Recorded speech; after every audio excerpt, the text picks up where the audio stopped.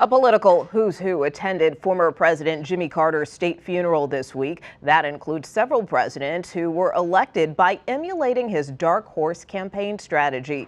CBS News' Lindsey Reiser breaks down exactly how a Georgia peanut farmer won the nation's most powerful office roughly half a century ago. Jimmy Carter and his team knew the 1976 primary season would be different because of changes made following the 1968 election when Democrats lost by 110 electoral votes after a messy primary. So, to prevent party bosses from picking candidates behind closed doors, delegates would now be appointed based on a proportion of how many votes a candidate received. So, a candidate could still gain delegates even if they came in third in the state. And at the same time, Iowa moved to become the first in the nation election because its caucus took so long to organize. Carter decided to use these two changes to create a winning strategy.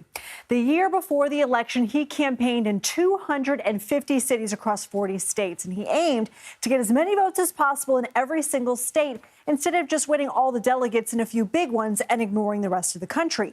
And he and his team also heavily invested in Iowa at a time when most major candidates ignored the Hawkeye state. But Carter knew that winning over Iowans would give him the media clout he needed for momentum. And sure enough, the media blitz came fast after his Iowa victory. Now, despite starting with no name recognition in a crowded field of 17 Democrats and having significantly less money than some of his opponents, Carter had more than 1,500 delegates a month before the convention. So his tactic of concentrating on gaining delegates in every state was a core reason why. For example, he lost in states like Massachusetts, New York, and Oregon. But as you can see there, he still picked up delegates in those states because he achieved a high enough vote total to get some.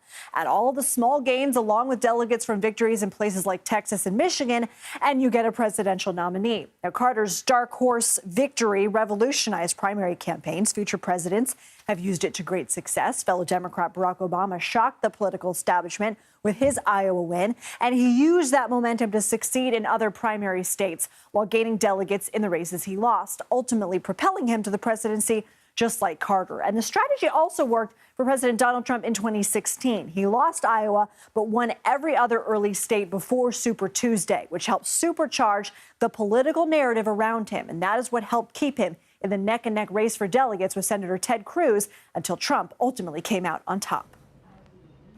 Very fascinating. Lindsey Reiser, thank you. Well, that does it for us. But before we go, we have spent this week remembering the life and legacy of our 39th president, Jimmy Carter. And so we'd like to leave you with some final words from those who knew and admired him. The Daily Report's up next.